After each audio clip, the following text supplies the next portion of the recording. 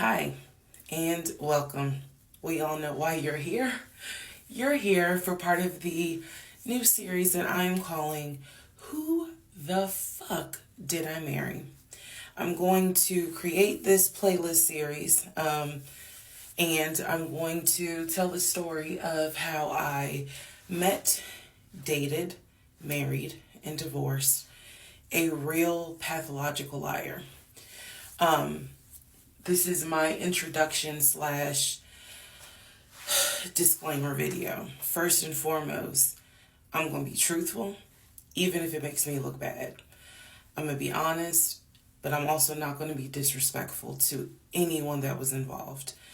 I'm not going to use people's real names because I don't have their permission to do so, and this sister does not want any sort of litigation. I will tell you off the top, I have a sense of humor and I have sarcasm. So things that you see me laughing at, none of this is funny. But in order to get through it, I have to laugh. If I cry, I cry. I'm human. I'm a woman. This was traumatic.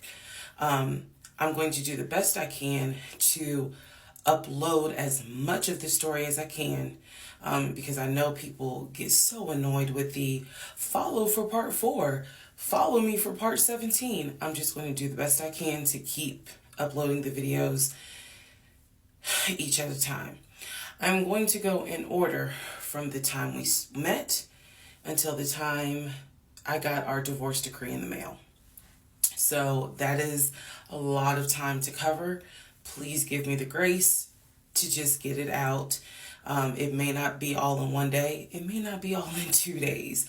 But what I can tell you is even if you don't necessarily see a video, I'm probably recording it and then I will upload it into the playlist titled, Who the Fuck Did I Marry? What else do I need to cover ahead of time? Because I feel like this video is important to give some sort of context. So that way when people jump into the series, they kind of can figure out, oh, let me start at the introduction video and then work my way through. A lot of the questions that you all have sent me will be answered when I start and tell the story in order. Everything I'm going to tell you can be verified. There are people in my life who can easily verify, yes, this did happen. Yes, he really did do that. Yes, he said that. Yes, she did go through that. I have no contact whatsoever with my ex-husband in any way, shape, or form. We do not communicate. We do not have mutual friends or anything where we communicate through those people. No contact.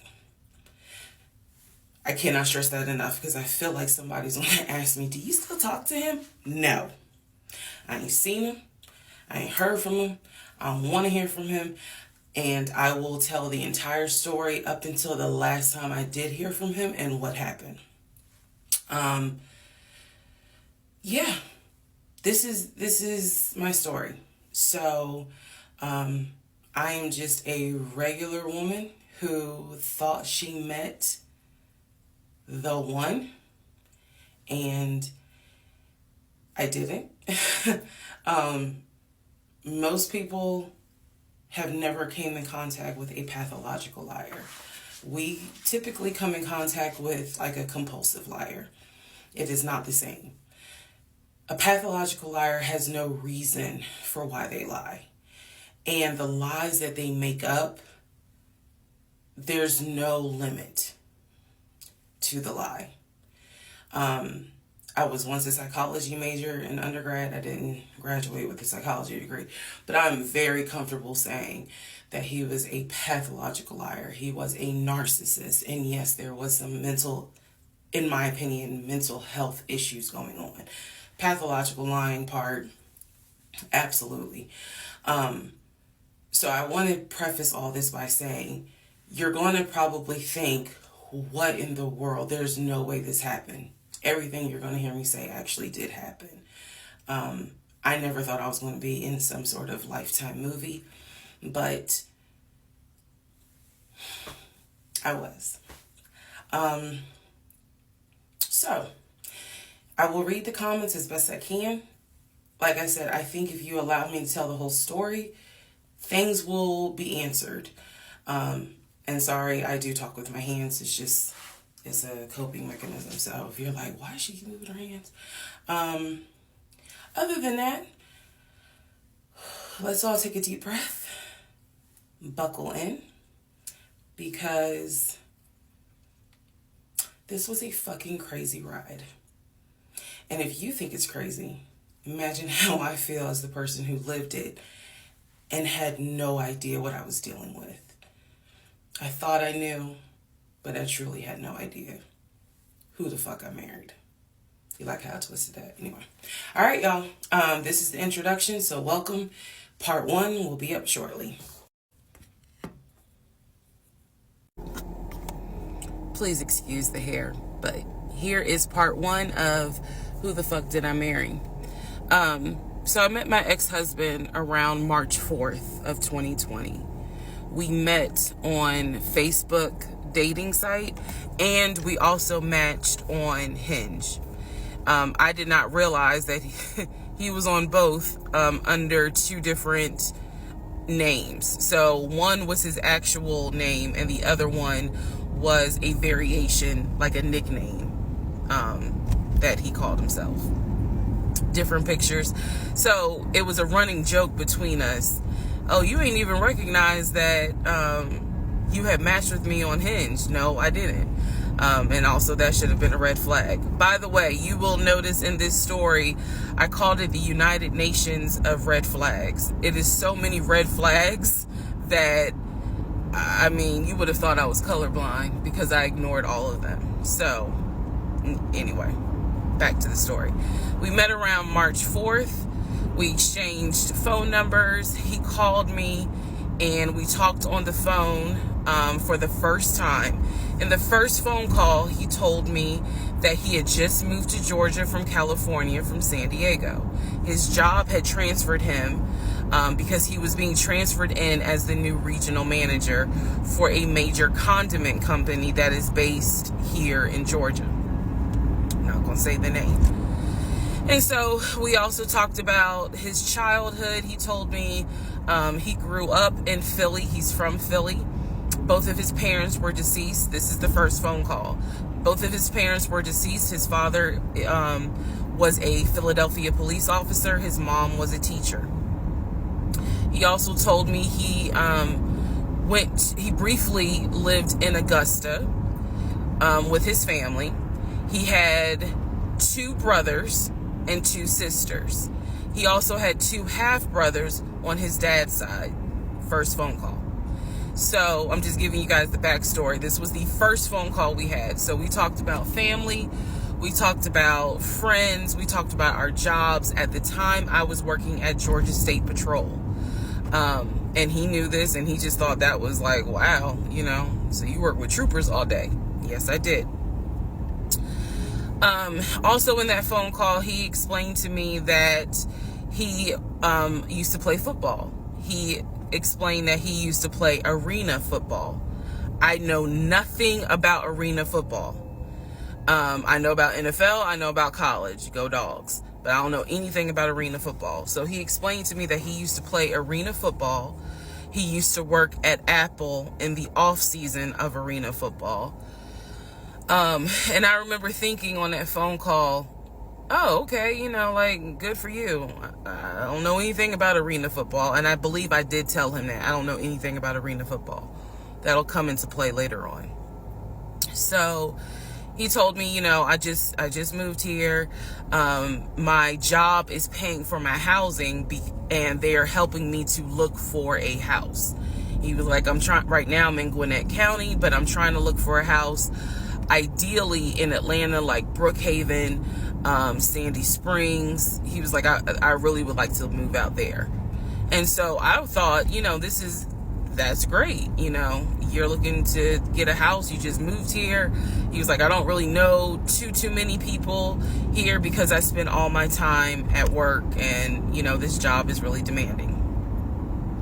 So that was our first phone call. We talked more. He talked a lot, which took me by surprise because I'm not really used to men talking more than me. he eventually asked me out on a date.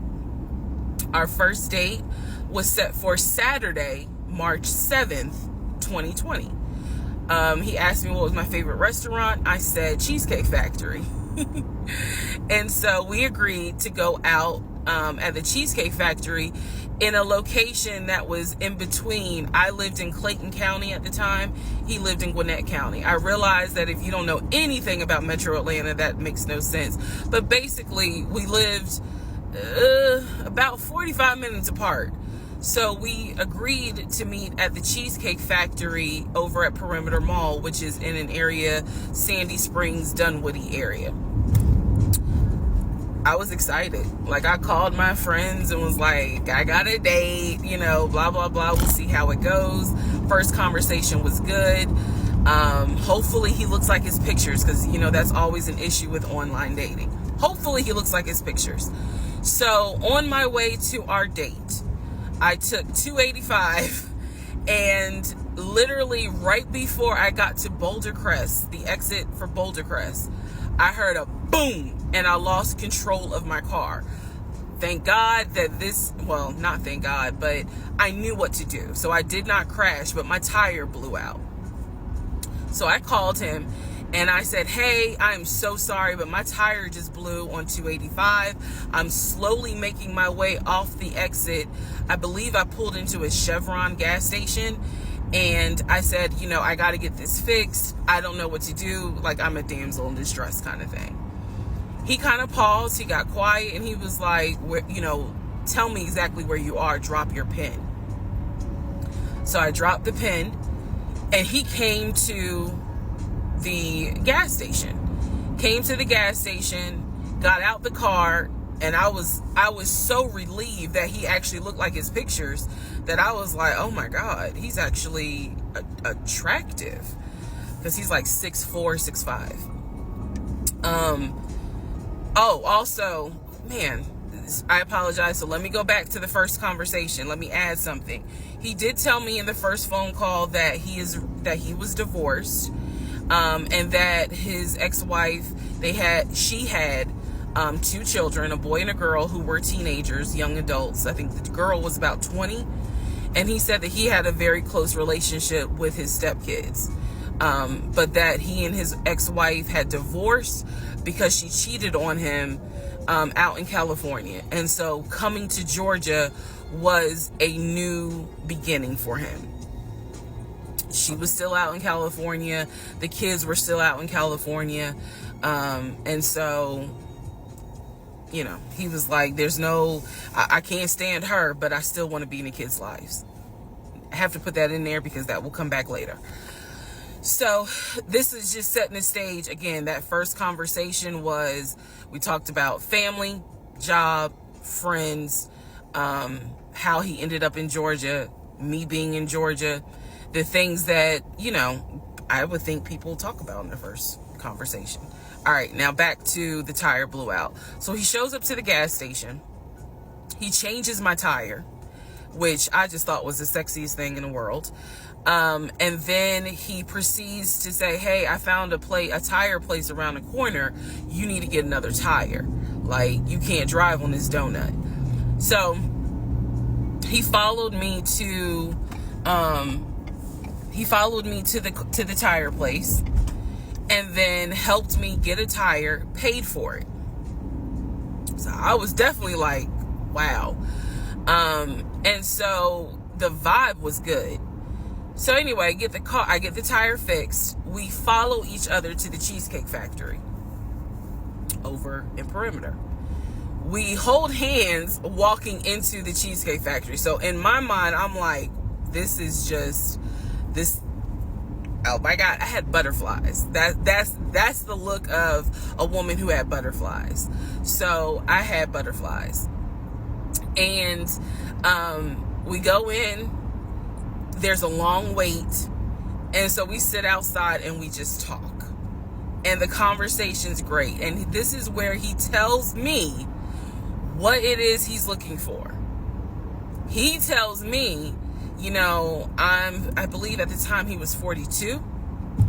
He was like, I want to get married and it be for real. He's like, my parents were married 40 plus years before my mom passed away, and I want that. I want marriage, family, a house. Like, that is what I want. He's like, I'm as a man, I'm ready to get married, but I want it to be for real, because the first time, it really hurt me when she cheated on me. So he's telling me everything that I wanted to hear. And so he was like, what is it that you want? And I said pretty much the same thing. I was like, I'm ready to get married. Definitely want to have a family. And I want to marry my best friend. So we both put on the table that we wanted marriage. And this is the end of part 1. All right. Who the fuck did I marry? Part 2. So we both put on the table what it is that we wanted. We both had established we were dating for marriage. We were not dating just to date. We were not trying to be friends with benefits and none of that. So the dinner at Cheesecake Factory went really well. We laughed, we joked, we talked about people, which is kind of up my alley, my sense of humor. It was a good vibe. So at the end of the date, at the end of dinner, we sat in his car and he played this song for me by John Legend. I don't know the name of the song. By the time this video posts, I will put the name at the bottom. I can't remember the song. I just remember that John Legend was talking about, I think I met my wife tonight. And I thought it was a sign. So I was like, oh my God. So anyway, we ended up sitting in the car talking just about life and experiences until about midnight. So during this conversation, he again is telling me how it was, what it was like living in California, how he went out there. He went to San Diego State. He played football for San Diego State. He talked about how, he loved it out there, so he stayed. That's when he joined the company. And then he explained that he also did arena football, but only did it for about 2 or 3 years. He claims that while he was doing arena football, the team that he was on won a championship. But again, keep in mind, I don't know anything about arena football. So I was like, okay, I didn't know that they had championships. And he was like, he got a little offended, like, yeah, they got championships. And, he was on that team. So he talked to me about how he worked at Apple. He worked something in the IT area of Apple, but it within the store. Again, it was one of those, it's like when I tell people I used to work at Amazon. I really wasn't paying much attention to it. Why? So we talked about all that. We talked deeply into what happened with the ex-wife. It's because I asked. He was not volunteering all this information. So in other words, I get very uncomfortable when men start talking about their ex a lot. That's not what happened. I was asking questions because I was really trying to figure out, okay, are you ready for a relationship, or are you still missing her? So we talked about that. We talked about my exes. That was a mistake I made because I talked about how I dated at one point in time somebody I worked with. That will come back later. And he seemed real cool about it. He was like, that was before me and blah, blah, blah. So the conversation was good. Midnight comes and I go home. Yes, I went home. We ended up talking. Mind you, our first date was March 7th. And within about 2.5 weeks, Brian Kemp, our governor, shut Georgia down. We were going to be on lockdown. So during those 2.5 weeks, we talked every day. We went out again at Red Lobster. I remember Red Lobster. But everything was going great. The issue was, where are we going to quarantine? So the question was, are we going to quarantine at his place, which he had like a studio type of situation. Like, it clearly, where he was staying, I was like, it's like a studio apartment, But he kept telling me, like, this is temporary because I'm looking for a house. Like, he showed me the email from a woman who worked at the company where she was out on maternity leave, but she was putting him in contact with a realtor to help him find a townhome or a single family house. So I was just like, okay, this is definitely temporary. Like, he's not trying to stay here long term. And she was apologizing in the email. I'm so sorry, you know, this should have been taken care of before you got here, but it wasn't. I saw the email. I read it.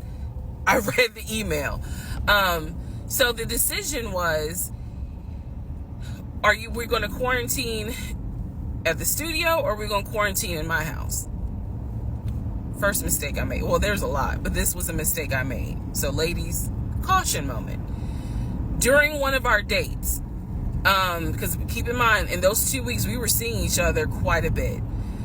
Nothing physical or anything like that. Just two people who I thought were really on some, all right, let's see if this is going to grow into something. He came to my house. When he came to my house, I had a 3-bedroom, 2.5-bath townhome. He was in a studio. Now, I'm telling you guys all of this in order of how it happened. So some things I'm probably going to insert what I was thinking and the mistake I made. Can I turn this off? No. Okay, I still need that.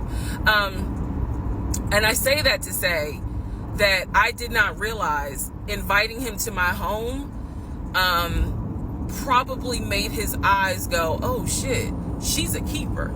She got this 3-bedroom, 2.5-bath townhouse, and I'm in like a little studio. Yeah, let me go ahead and pursue this. What I need to do to quarantine here. The decision was made, quarantine at my house. So the state went on lockdown. He came and stayed with me in my home, and for the most part, in the initial beginning, it was fine. It was fine. The reason why I hesitate is because I grew up in the church.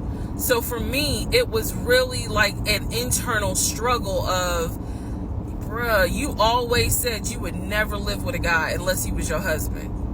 And now you living with a dude and he ain't your husband. Like, it was a struggle for me because I knew better.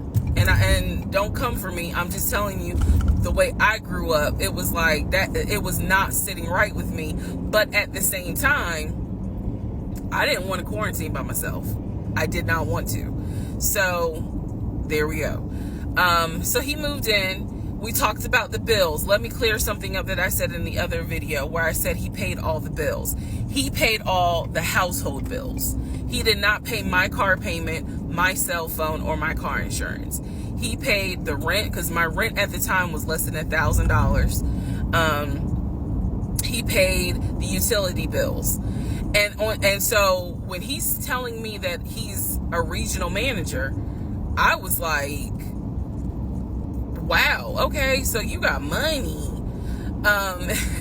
And so he paid all the household bills. So my check really was just taking care of me, myself, and I.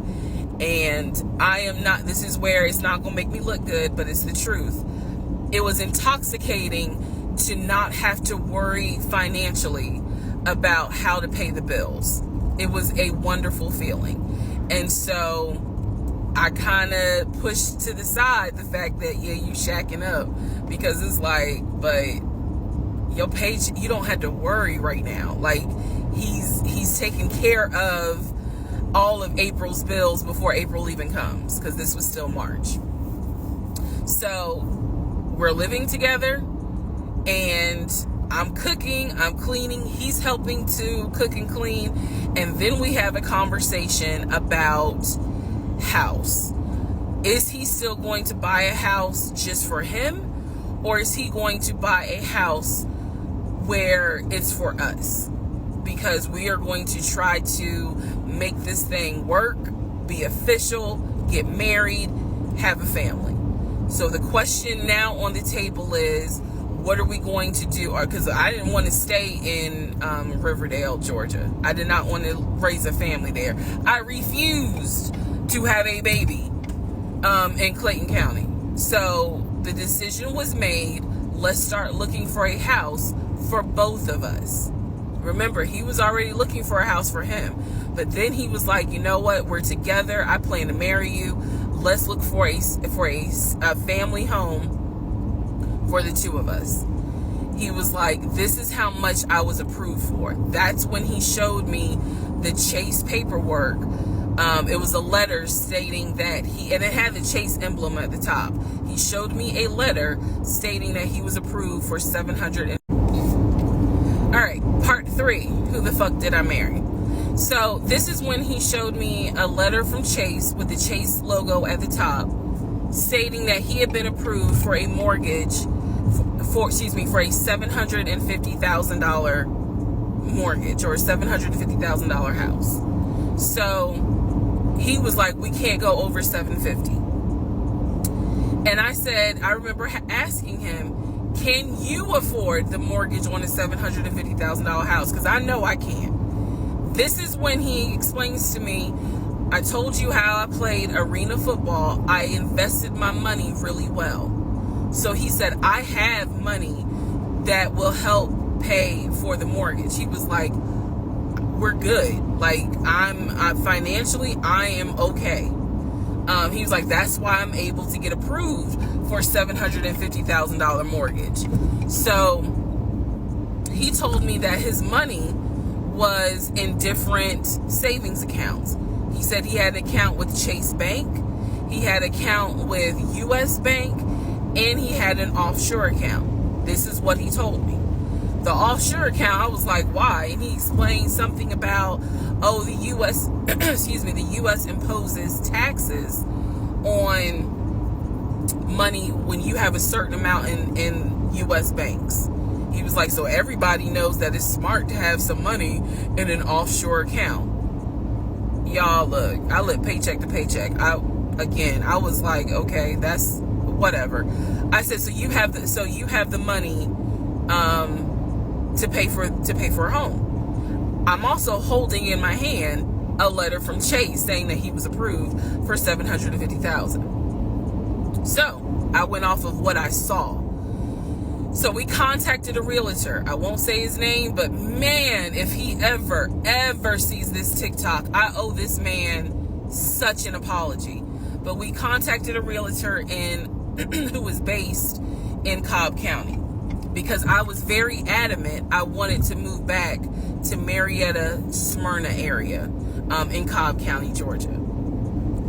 He was fine with that. His whole attitude was, you're going to be my wife, happy life. So we met a realtor.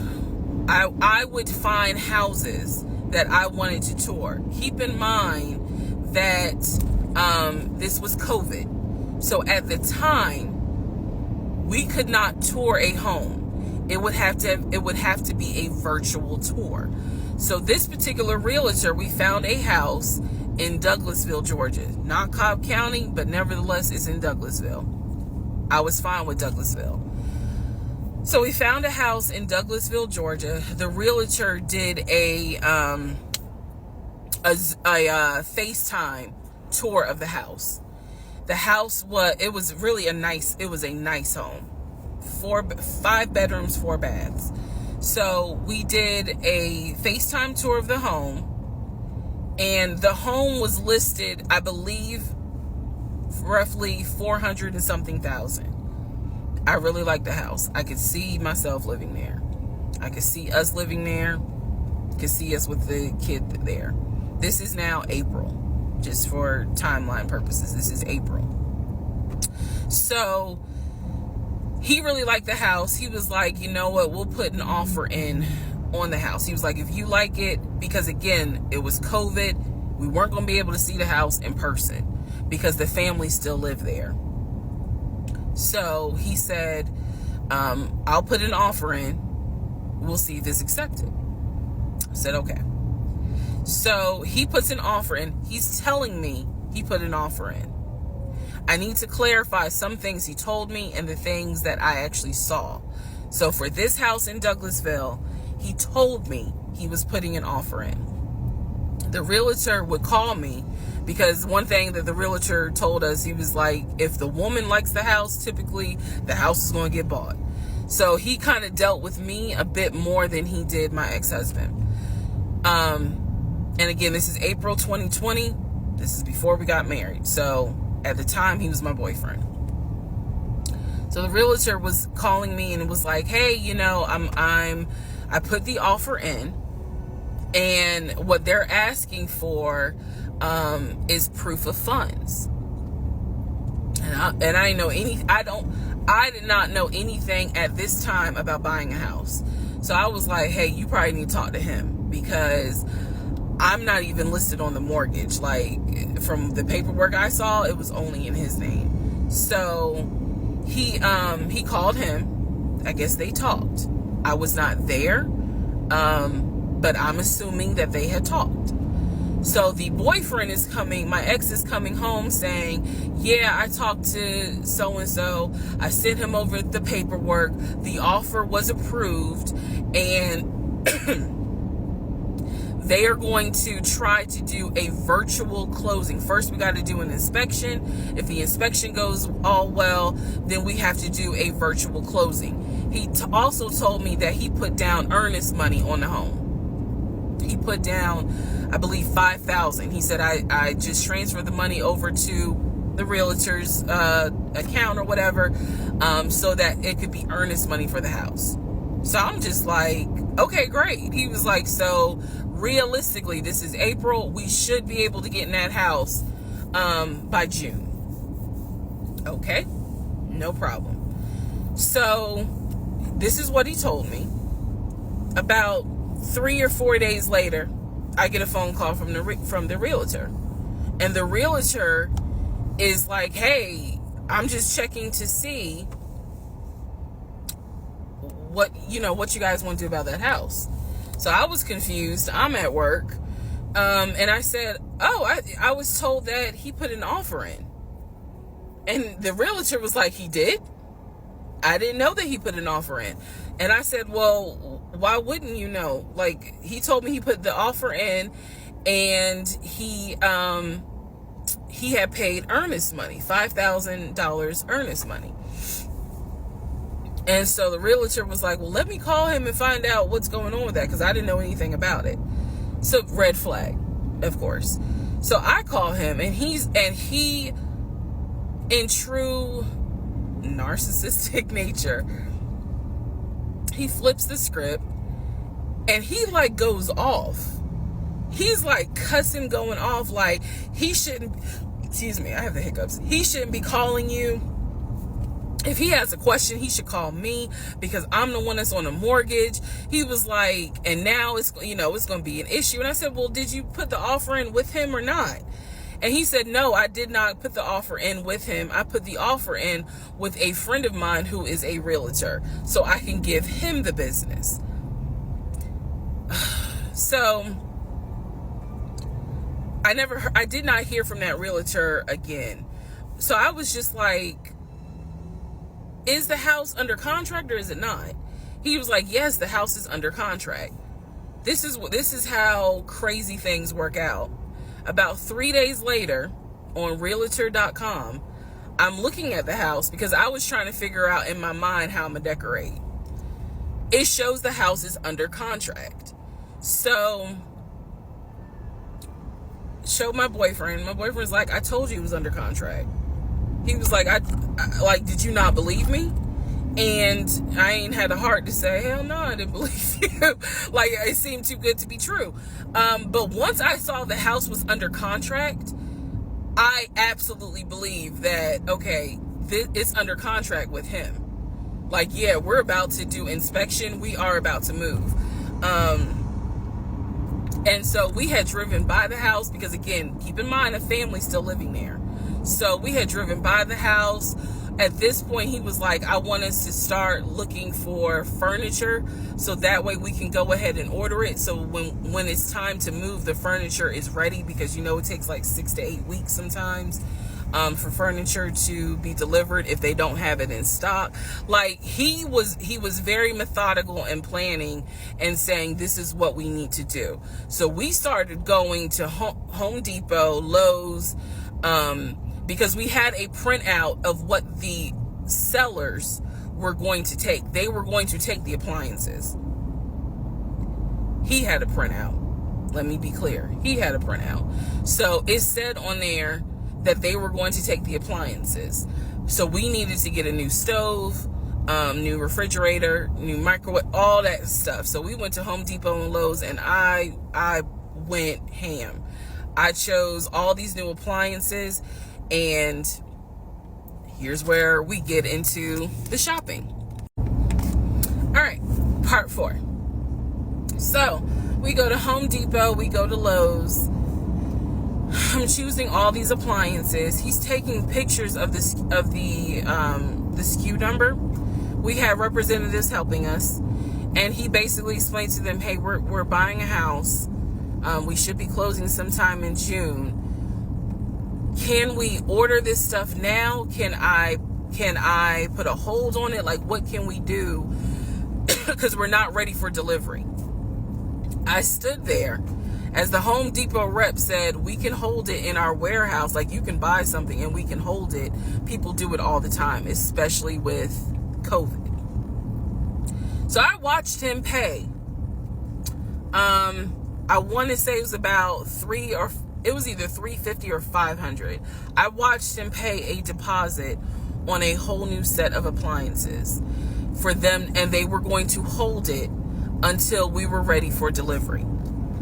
I watched this. So I was like, okay, good deal. Like, we got the appliances. Next, let's go to Rooms to Go and Ashley Furniture and find actual furniture.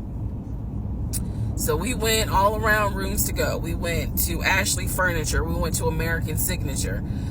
And I saw all these things that I wanted. Again, he's taking pictures of it. He was like, I can go online and order it.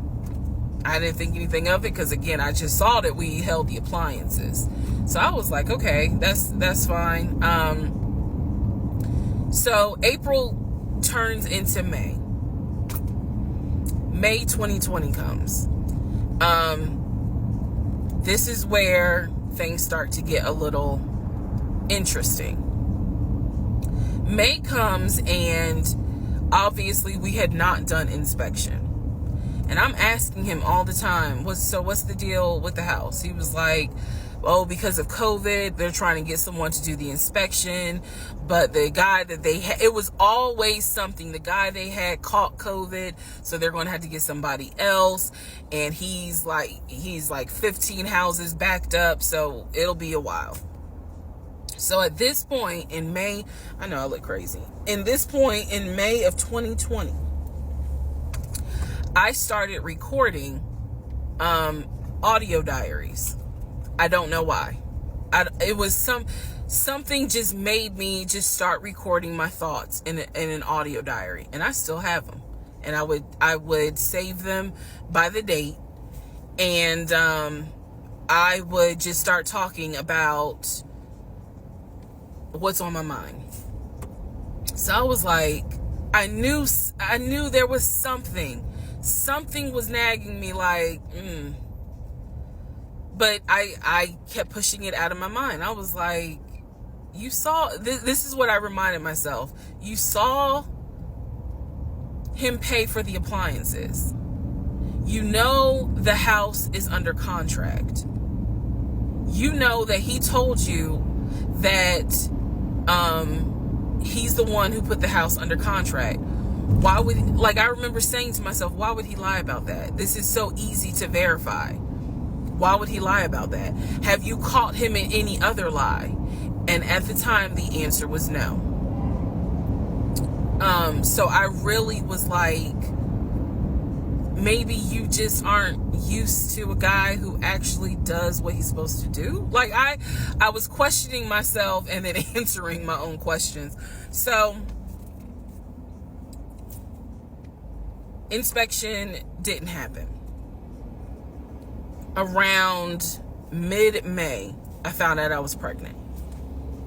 May 2020. When I found out I was pregnant, he was ecstatic and I was like, oh shit. The reason why I was oh shit is because, number one, I'm plus size. Number two, because of my age, I felt like it was probably going to be a high risk pregnancy. And I wasn't married. And that nagged. I cannot tell y'all how much it nagged me. There was a lot of internal struggle in between. My family didn't even know that he had moved in at this point. I told them, that I was pregnant, went to the doctor, everything looked good. But again, because it was COVID, he couldn't go in with me into the actual room. So, doing any sort of ultrasound, doing the blood test, because my HCG levels were really high. So the doctor was like, hey, it might be twins. We don't know yet. You're still kind of early, along. They gave me a due date. The due date was January 26th of 2021.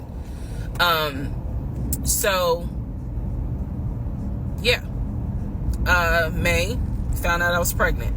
So there was now more of a push into, we got to get a house. We got to get the fuck up out of here. I'm not having a baby in Riverdale. Okay, nothing against Riverdale, but I ain't having a baby in Riverdale. So we need to find out what's going on with this house. And so he was on top of it. He had an answer for everything. He was like, I'm gonna call and find out what's going on, blah, blah, blah.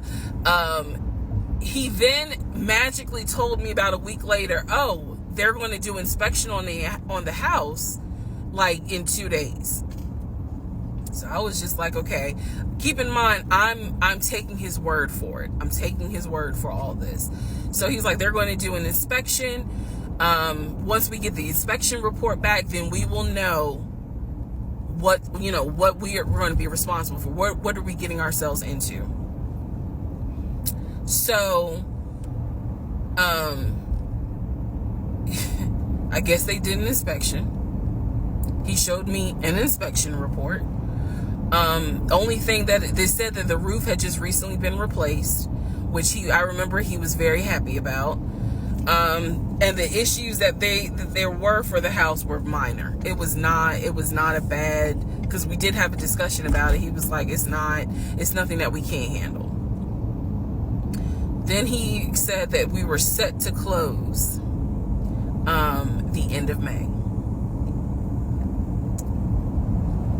We were set to close the end of May. He told me it was going to be a virtual closing. You're probably like, what the hell is a virtual closing?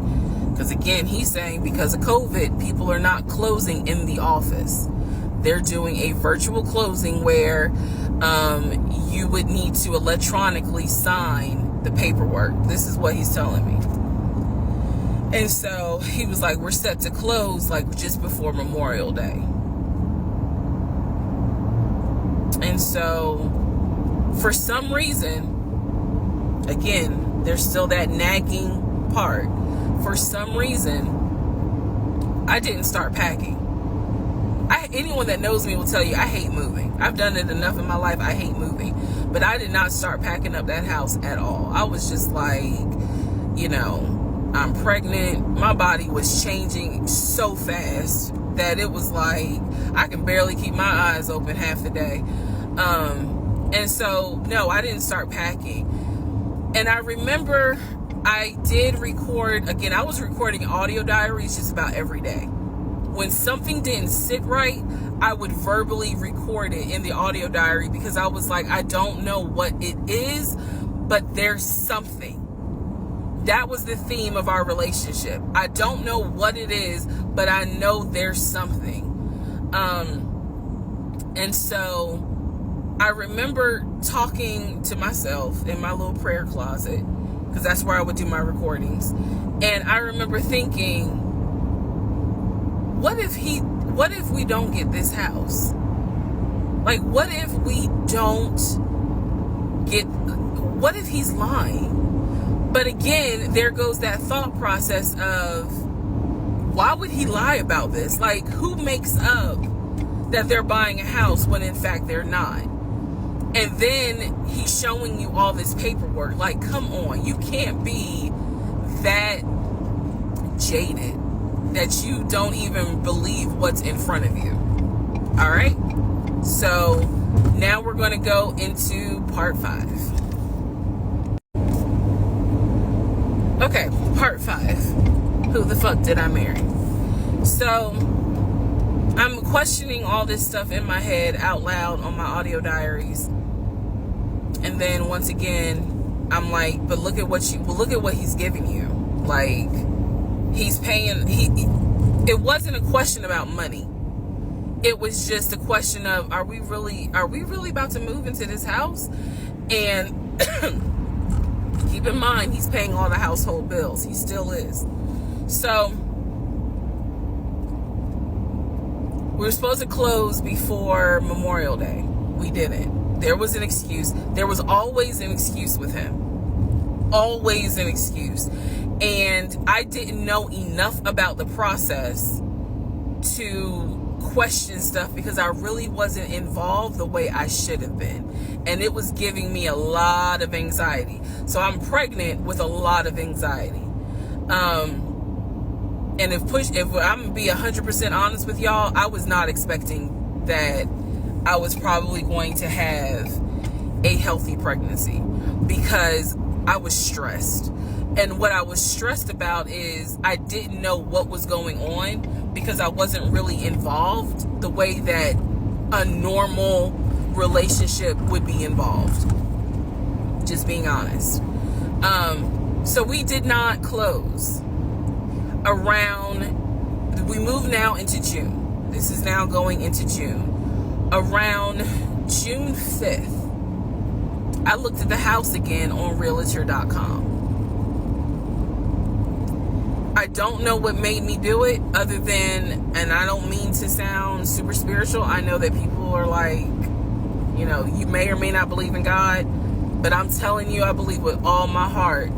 Probably the Holy Spirit was like, look at that house on Realtor.com. So I looked at the house on Realtor.com. This was around June 5th. It showed that the house was off the market.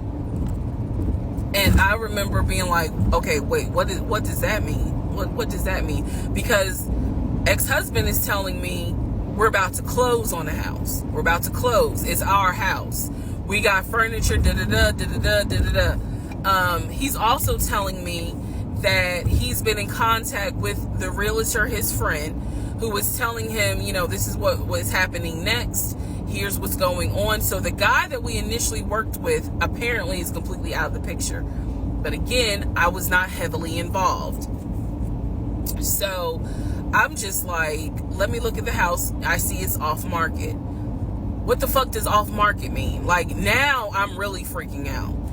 So it shows the name of the real estate agent for the seller. I don't remember her name. I called her and I said, my husband and I, even though I wasn't married, my husband and I were looking at this house at 123 Main Street. And we really wanted to tour it, but now I'm showing it's off market. Is it not available? Or, I pulled that card. And she was like, oh, no, ma'am. The home closed yesterday. It closed June 4th. Again, there are certain dates I just remember. And I said, oh, it closed June 4th? I was like, really? And she said, yes, ma'am. She was like, my sellers sold the house. And I was like, oh, man, okay. Well, I said, my husband and I really wanted, we love the pictures of it. And we're getting ready to start a family. So I would have loved to have been able to, have the opportunity to see it. I asked her something. I don't remember the specific question I asked her. And I know why I asked the question, because I was anticipating that my boyfriend at the time was going to have some sort of excuse. So I asked her something about the buyers. And I remember, and somehow, again, forgive me, I don't remember the question I asked her. But the answer was that it was an older white couple. Older white couple. So I get off the phone with her. I record an audio diary. And in the audio diary, I specifically say, okay, there is no house. He's going to have to get out of this lie somehow. Because now I realize, at the very least, he was lying about him being the one who was under contract. I knew enough about that. So I was like, what, how was he going to get out of this? Again, I've listened to the audio diary in 2024. I literally said in that audio diary, how is he going to get out of this lie? And I was trying to think of ways on how he's going to do it. And something said to me, because I say it on the audio diary, I said, he's going to say it's a bad deal. And he's going to say he wants to pull out. Y'all keep in mind, I am pregnant. So I had a decision to make.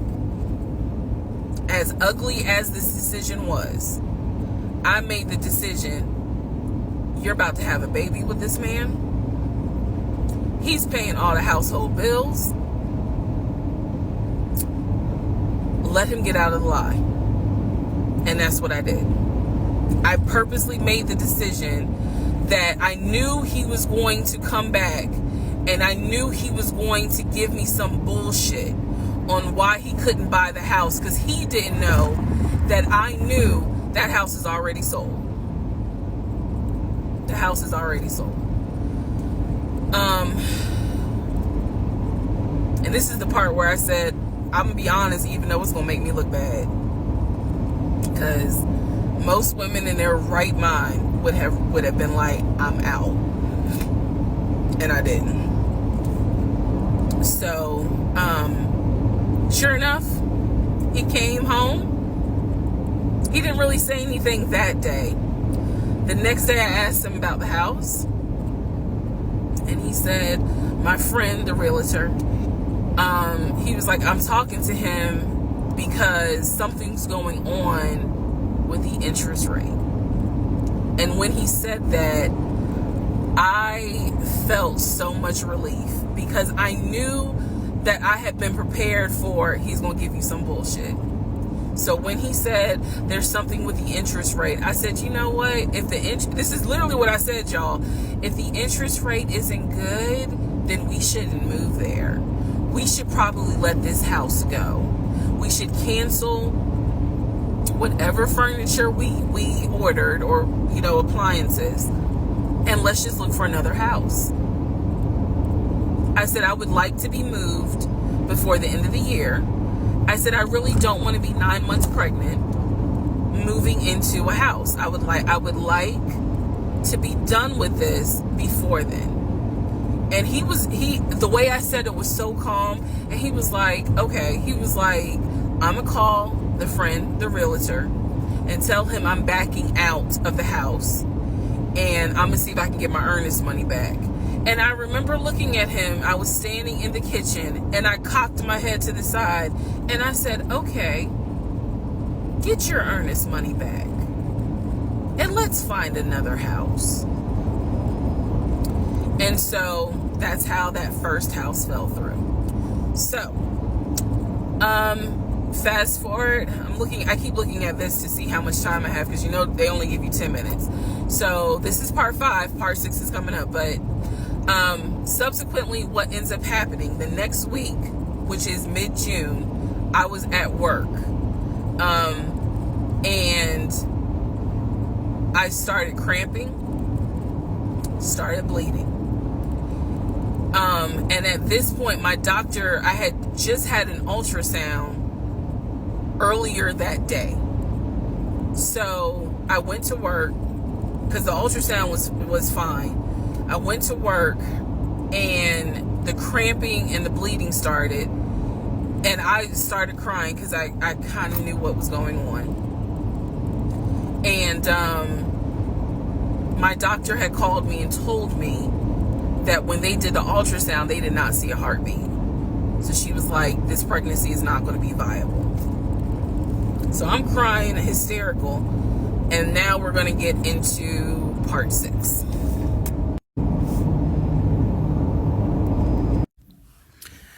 Okay, so this is part 6 of Who the Fuck Did I Marry? So, where we left off. So, obviously, my doctor had called and told me there was no heartbeat, the pregnancy was not viable at that point, and I was cramping and spotting at work. Went into my best friend's office and immediately started crying. She was like, what's going on? And I said, I told her what the doctor said, and she grabbed her keys, grabbed her purse, and was like, let's go, I'm taking you home. On my way home, I called my boyfriend and told him what the doctor said, and he was like, I'll meet you at home. So he was coming from Duluth, went straight home.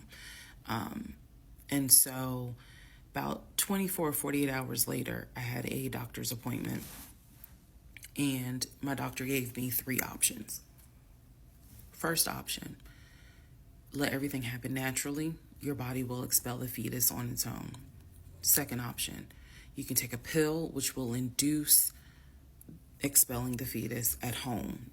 The pill basically will cause you to contract and expel. The third option was to go into the hospital and do a D&C. I did not want to do a D&C because I did not want to be in a hospital with COVID going on. And for whatever reason, I did not do the option of let it happen naturally. So I chose to do the pill. His birthday was June 17th. My ex's birthday was June 17th. So the decision was made, we're going to celebrate his birthday that day, go out to eat. And then that night I would take the pill because we both were off from work the next 2 or 3 days. So went out to eat to try to celebrate as best we could, and then took the pill that night. That night was the most traumatic, excruciating pain I've ever put my body through. I do not recommend any woman, if prayerfully you don't have to go through that, but I don't recommend taking that pill. If you don't have to, don't do it. I spent the whole night in the bathroom just crying in so much pain. They gave me a narcotic. I couldn't take it because I found out I was allergic to it, so it was causing me to like projectile vomiting. It was a mess. So, and he was right there. He was scared that he needed to take me to the ER. But in the morning, the pain kind of subsided.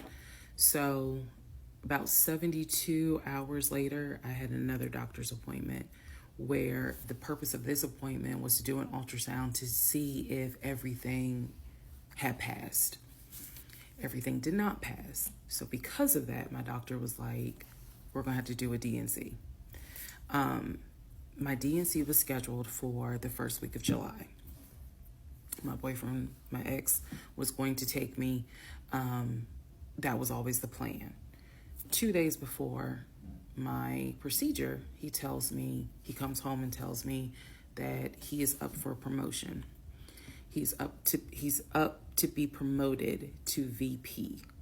Because of this, the president of the company, is coming in, and it was going to be this huge business meeting he had to go to.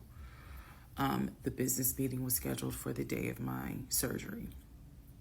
And so I'm throwing a fit because I was like, you there's no way you can do that meeting. Like, I need you to take me to the hospital and all this other stuff. And so he offered to have his sister take me to the hospital.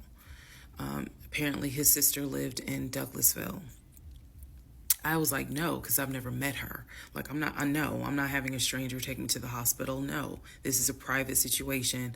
I don't want to do that, blah, blah, blah.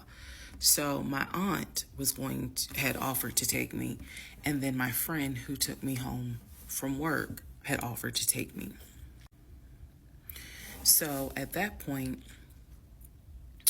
we get into an argument because he's like, my sister is, you about your family, so why can't she step in? And I was like, nah, because I don't know her. Period. I don't know her. So my friend offers to take me to the hospital because I was all distressed that he's saying he has a business meeting and he can't take me. So I remember being on I-75 on the connector on the phone with her crying because I was so embarrassed that he wasn't going to be the one to take me and that I was needing to rely on someone else to take me to the hospital in order to get a D&C done. And she was really great. She was like, girl, this is why you have a village. Like, it's okay. Things happen. The world is crazy right now. I will take you. You're going to be okay. So he did not take me to the hospital for my D&C. My friend did. She could not stay because of COVID protocol. So when they wheeled me into pre-op after I got checked in, I texted him and was just letting him know, hey, here's the update. I'm about to, I'm in pre-op. They're going to get me prepared to go back to the surgical ward or whatever. And the response I got was from his new executive assistant named David. Now, when he told me he was up for the promotion, he did tell me that part of getting this new job would be that he would get an executive assistant named David. And he did tell me, I'm going to make sure that I inform David, if you get a text from this number, meaning from me, pull me out of the meeting because, my fiance's having a procedure done and I'm picking her up. So it's important that you come get me if it's something serious. So I text him. David responds. He said, yeah, Mr. Blah Blah told me that you are having a procedure done. If you need me to get him, I can go get him. He's in a meeting. Just let me know what you need. And I just said, no, don't bother him. I'm just giving an update that they're about to take me back. And David responds and says, I'm so sorry you're going through this. Please let me know if there's anything I can do. So I have the procedure. I wake up and I am now in recovery. I should be in recovery 45 minutes up to an hour and a half. I wake up, first thing I ask, and I remember asking, is where is so-and-so? The nurse who was so sweet, she was like, everything went well. You're doing great. She said, we spoke to your fiance. He's on his way. So I said, okay, okay. I kind of dozed back out, but I could still hear everything that was going on. I just could not keep my eyes open to save my life. So I hear her talk to the other nurse. And that's when she said, yeah, Dr. So-and-so called her fiance and his executive assistant picked up. And the executive assistant said that he was in a business meeting and that, you could relate to him what you need to say and he'll tell the fiance. And my doctor was like, hell no, HIPAA, I need to speak to him. So apparently my fiance called the doctor back about 30 minutes later, and the doctor informed him she'll be ready to be discharged in about an hour. You can make your way and come pick her up. He said he was on his way. He was on his way from Duluth to Atlanta, which is not a huge distance, but the time of day, one thing about Atlanta, there's always traffic. So he should have been there within the hour. I should have only been in recovery an hour and a half. Let's go to the next part. Part 7, who the fuck did I marry? So I should have been in recovery at Northside Hospital for about at most an hour and a half. Subsequently, I ended up being in recovery between 3 to 3.5 hours. The nurses kept calling my ex, asking what's the status, because they were actually getting ready to do a shift change. So they kept calling, asking what's the status, like, where are you? I want to say that they called a total of 3 times and they spoke to him twice. So at this point, I knew that they were all like, where's her fiance? Like, what is going on? He said he was stuck in traffic, and so he was making his way there. He eventually did get to Northside Hospital, and they wheeled me down, because again, he couldn't come in, just because of the protocols. So when I got in the car, and I'm in pain, but yet drugged up, couldn't keep my eyes open, I was just out of it. But I remember him calling my aunt and my mother and letting them know, I picked her up, we're on the way home, let me get her settled, and then I'll give you guys an update. I remember that. What I did not know was that he had texted my aunt and my mom and asked them to not bother me for like a week. Like, just please don't reach out to her. Let her just rest. I am from New Jersey. I am from an African American family. You don't tell my black mama or my black aunt that, please don't bother her for a week. I didn't know this at the time, but I'm just interjecting that part. I'm trying to stay in the timeline, but he did apparently do that, and my aunt was like, "Well, I will fuck you up." Anyway, so go home. He waits on me hand and foot. I recover. Just needed about 24 to 48 hours to just get my mind right. During this time, in between when the house in Douglasville fell through, we had not talked about a house. So I guess it was about a week later, after the DNC, he decides that, do you want to start looking for a house again? Excuse me, I have the hiccups, y'all. Do you want to start looking for a house again?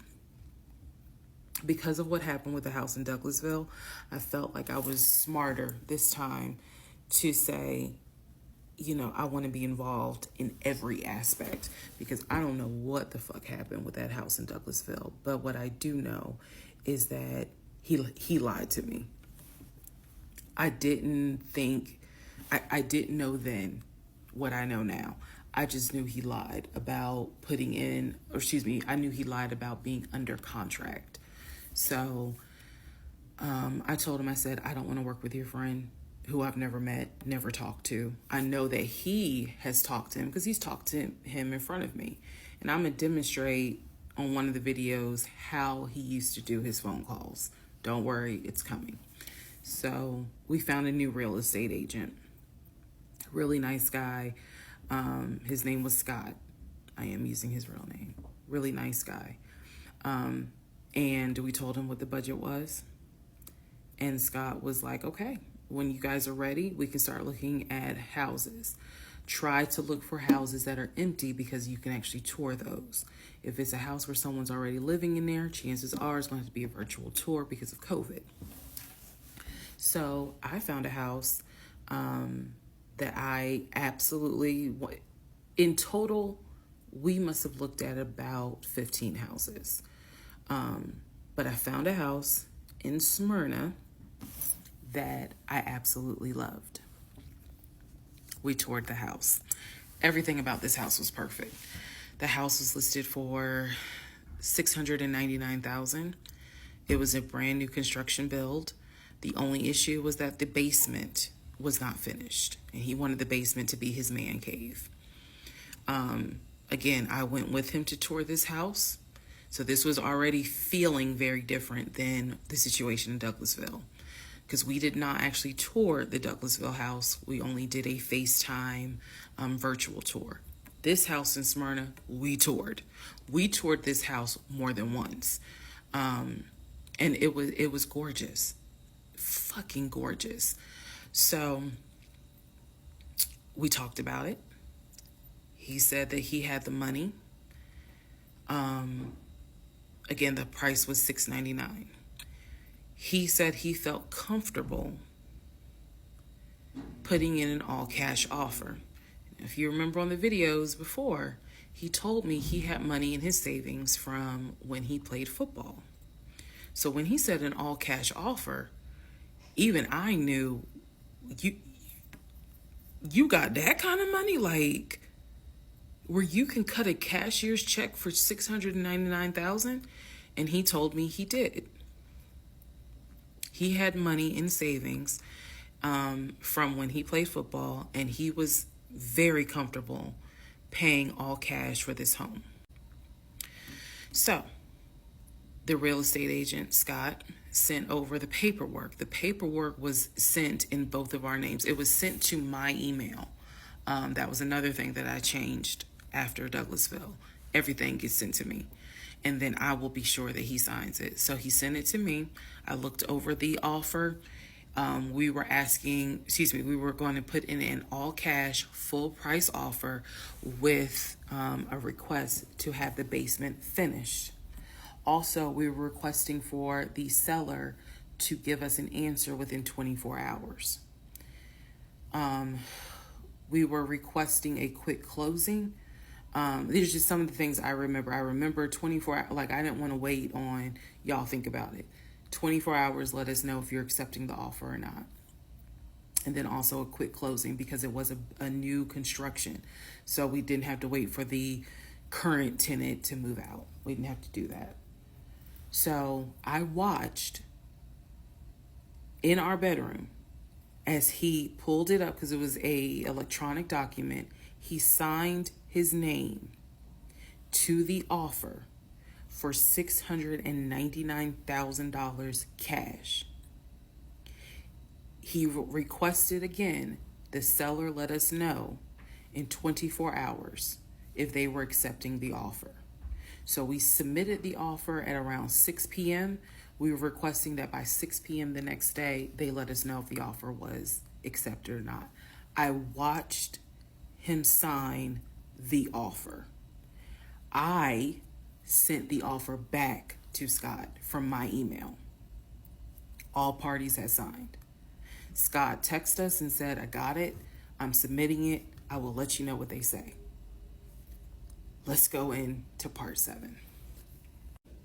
Sorry. Let's go into part 8. Good grief, this is getting long. Okay, so I just want to clear up some things that I realized is kind of creating some confusion. So just allow this video to serve as a stop sign. Let's clarify. First of all, the story, background. He was born in Philly, raised in Philly, and moved to Augusta. Story is that he moved to Augusta for high school. After high school, he went to college at San Diego State. Enjoyed San Diego State, stayed in San Diego for quite a while. Got married out in California, had a house in California, played arena football out in California, but his family was back here in Augusta, Georgia. He still had a lot of family up in Philly, but for the most part, he had a sister in Augusta, he had a sister in Douglasville, he had a brother in Baltimore, he had another brother in Philly, and he had a brother in Nashville. So I just want to clarify that in terms of not the demographics, but the geography. Born in Philly, came to Augusta for high school, went to San Diego State for college, played football, stayed at San Diego,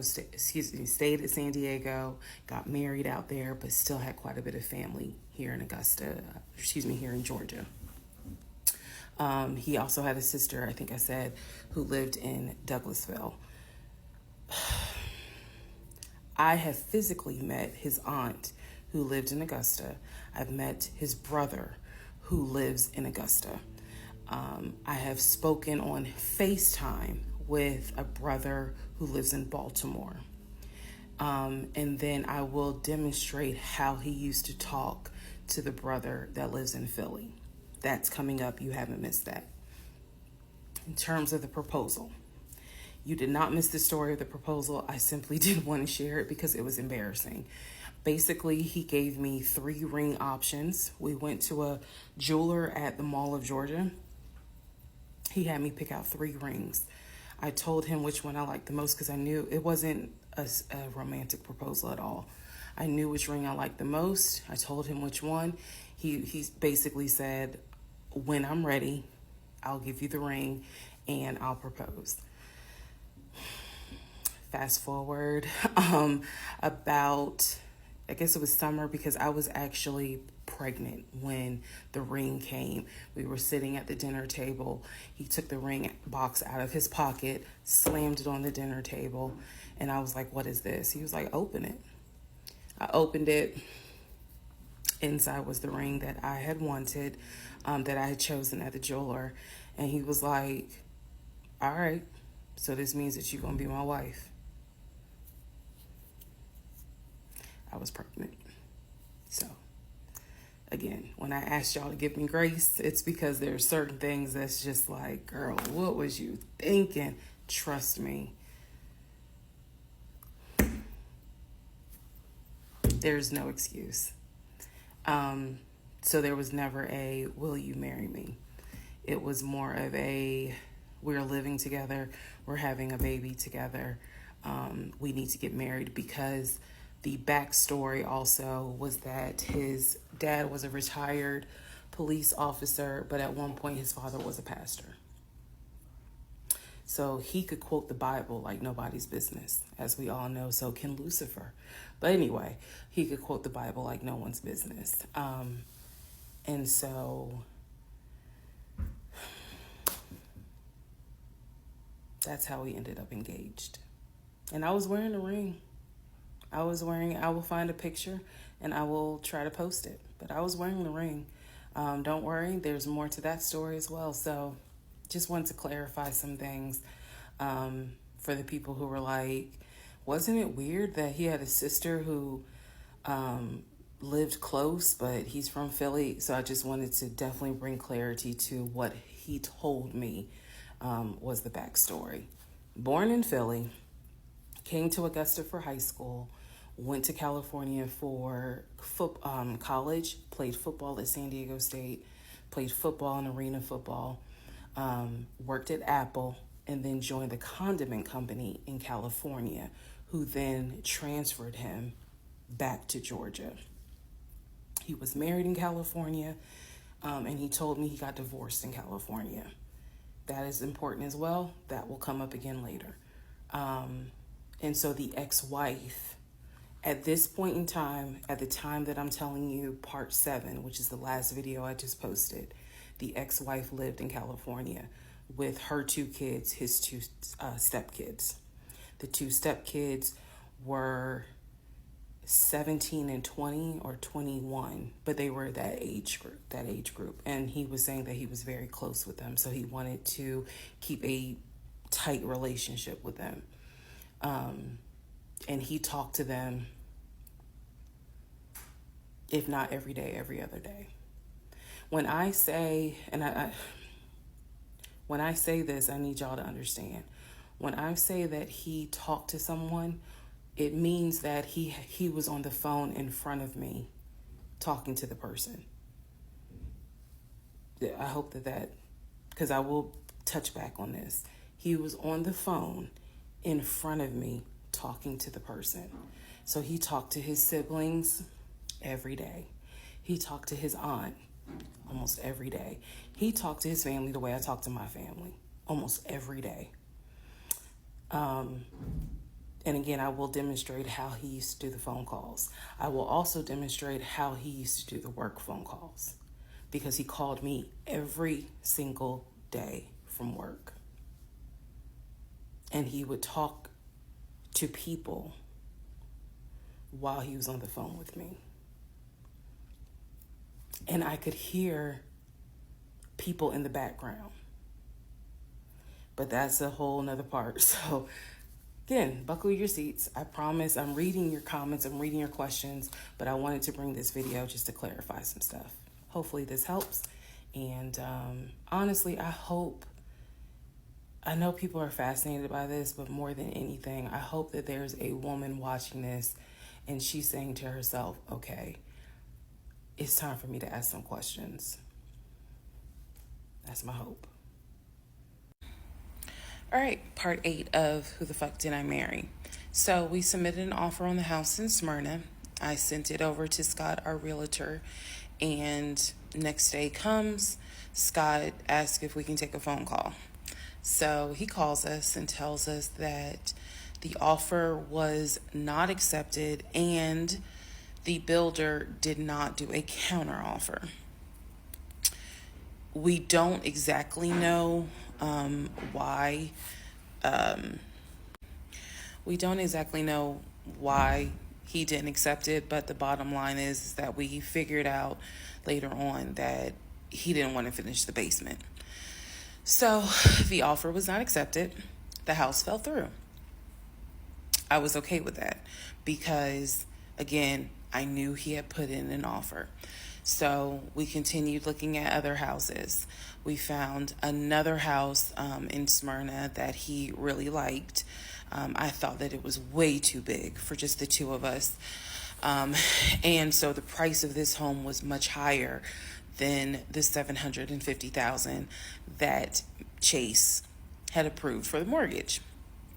So what he explained to me was that he was willing to do the $750,000 mortgage, and he was also willing to put a significant amount of the money in savings on the house, which meant that he was now comfortable going from $750,000 up to about $900,000. Again, his whole explanation was, I have the money where I can put down a substantial down payment, bring down the price of the home, and then basically mortgage the rest of it. So that was now the plan. I was not comfortable with a home over $900,000. But again, keep in mind, I saw the Chase paperwork. So I was like, I just feel more comfortable sticking at the $750,000 mark. That's what you were approved for. Let's go with that.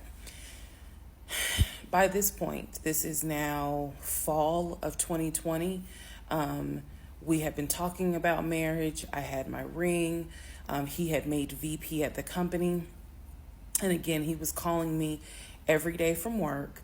I need to kind of explain how the company was ran, because when you think VP, you would think he would be in an office. It was a condiment company, so they actually were producing the condiments, and I'm not saying the name of the company on purpose, but they were producing the condiments in this particular plant location. So a lot of times he would simply tell me that he walked the floor, checking in with his subordinates, basically. Now, how did he go to work? For the most part, at this point, he left before I woke up. However, pretty much he wore dress pants, kind of like a dark navy blue cargo pant, and he had a polo shirt with the company logo on it. What I saw a lot of times is that he would not wear the polo shirt to work. He would wear like a company t-shirt. He would wear rubber sole shoes and the navy blue cargo pants. I didn't think it was a uniform, but it reminded me of what someone would wear when I worked at Amazon, if you're going to be doing manual labor. He didn't go to work sloppy looking at all, but it definitely was not suit and tie. Nowhere near suit and tie. It is fair to note that outside of work, he was a man who he loved to dress. He loved to wear the latest Jordans. He loved to collect watches. He collected a lot of Invicta watches. He loved to collect hats. He wore hats, baseball caps everywhere because he didn't like the shape of his head. So in terms of how he dressed casually, the man, he could dress. In terms of how he dressed for work, yeah, he didn't dress like a VP. But his excuse was, I'm constantly walking the production floor, and I can't be in a suit and tie walking the production floor where they're creating the condiments that we're selling. So by this point, again, this is fall. We're still looking at houses. We're still touring houses as much as we can because it is COVID. We had found another house that we really liked and a house that I really truly wanted to put an offer in on. This was now going to be the second house that we put an offer on. He put in the asking price, I believe, was about $700,000. He put in under asking an offer for about $650,000. I'm guessing, but I'll try to find the house and put it on the story. The reason that house fell through, we found out that the home was sitting on a septic tank. We found out that the septic tank had an issue, and it would have taken about $15,000 to $20,000 to fix the septic tank. The sellers were not willing to fix the septic tank. Personally, I didn't really care for the house that much. I'm the one who was like, I don't really want it. So even though we put an offer in, we had 24 hours where we could pull our offer back. And so we did. Once we found out, I believe it was in the disclosure. And if you're a realtor, please feel free to tell me if I'm using the wrong terminology. But I believe it was in the disclosure that they told us the septic tank needs to be replaced. That's when I was like, nah, I don't want that house. So we pulled out. The house fell through. And so I was fine with it because, again, I was heavily involved. I saw him sign the offer. I knew every step of what was going on. Our real estate agent, Scott, was amazing, but you will see when I get to it where he made a mistake as a real estate agent. So house number 2 fell through. We then moved on, saw a few more houses, and then we get to house number 3. I'm going to pause talking about the houses because now I need to introduce what happened with the cars. Stay tuned. All right.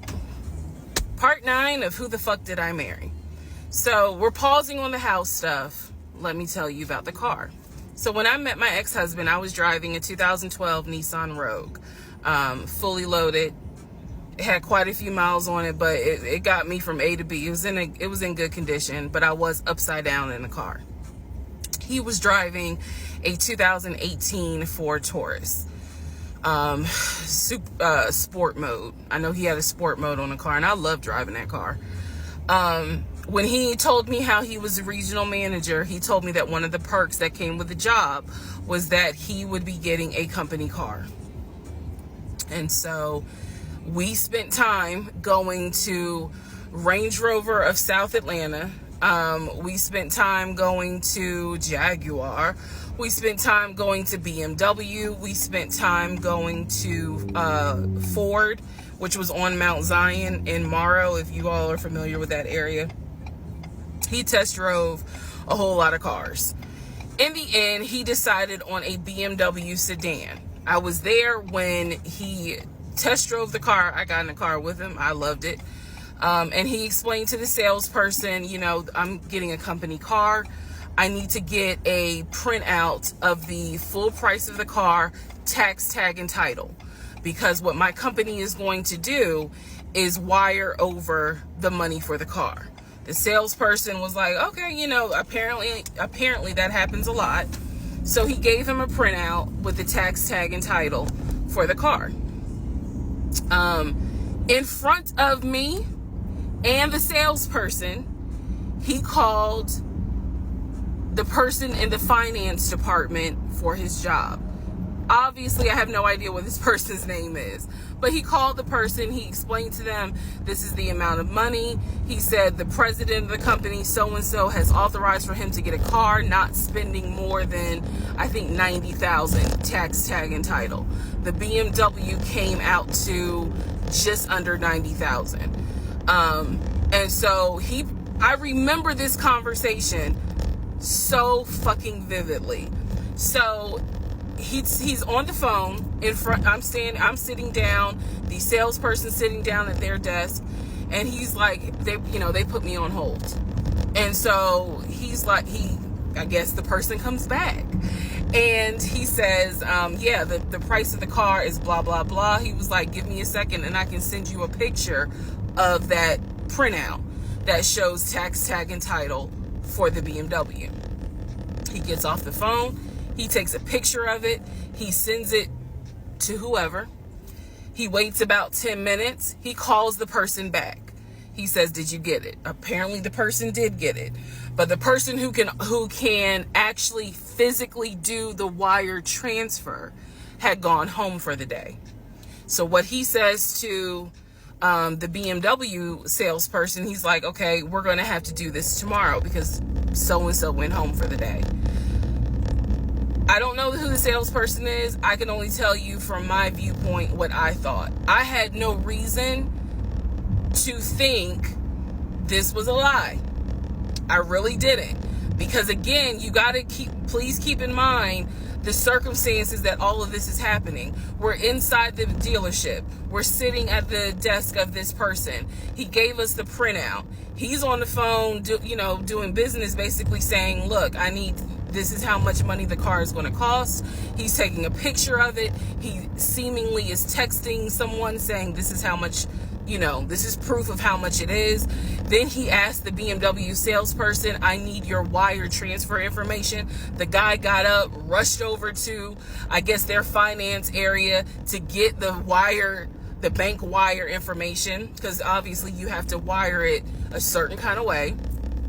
Rushes back over, gives it to my ex-husband. My ex-husband's like, okay, first thing in the morning, we will get this wired over, and then, I'll come and pick up the car. My fiance, will drive me up here to pick up the car. So we leave. He felt like, because at the time that this all happened, I was pregnant. So he felt like, look, we're about to have a baby. I don't want you driving that Nissan Rogue.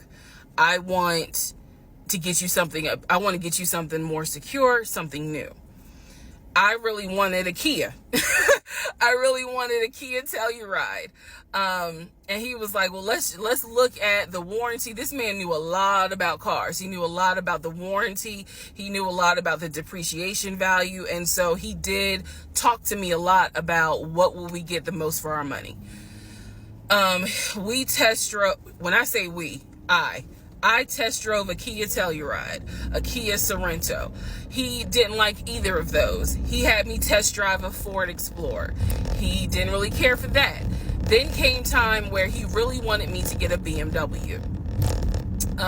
He really wanted me to get a BMW X5. So he took me to Global BMW Imports, which, if you know anything about Atlanta, it's off of Cobb Parkway, but you can see it off the highway. I believe 285 is where you can see the Global Imports BMW dealership. He took me there. He had me test drive an X5, an X6. He also had me test drive I think I'm gonna get the numbers wrong, a 525, which was a sedan. I did not like that. I wanted an SUV. I loved driving the BMW. He also had me drive an M-Series, test drive an M-Series. So he was very adamant that I should get a BMW. The reason being is because, according to him, he had a BMW in California when he lived in San Diego. He had a BMW that he loved. It was a white BMW. He showed me pictures of the BMW. So he showed me pictures of this white BMW that he had, and unfortunately, the car got totaled about 2 months before he moved to Georgia. So he had received money, not a lot, but some money to get another car, and he used it to get the Ford Taurus because he was like, I just need a car that's going to get me from A to B until I get into a house and I'm much more settled. For him, he was like, I'm really giving myself 60 days to get settled here in Georgia after moving from California. But then he met me. Again, that's the story. So he had me test drive the BMW. So much so, I loved the BMW. Loved it. I wanted a dark blue BMW with cognac interior. I wanted an X5 and I wanted an M Series. So I can clearly tell y'all that's exactly the car I wanted. We were online looking for that particular car because not every dealership had it. I was okay with a black BMW if needed. But I really wanted dark blue and I really wanted that cognac colored interior. So he felt like, I want you to consider all of a sudden an Audi Q8. Let's just see how you like it. If you don't really like it, then we will go back to the BMW. I cannot tell you why he switched up. I can't. But I can tell you he took me to an Audi dealership on Peachtree Industrial. He test drove an Audi and I test drove an Audi Q8. I loved the Q8. Loved it, loved it, loved it. But I was tired of test driving cars. By this point, I had test driven so many cars. Our weekends were spent either looking at a house or test driving cars. And I was picky, I will admit that. So he had me test drive the Q8. I really liked it. I finally just told him, look, I'm good with either the BMW or the Audi. Because I'm tired of test driving cars.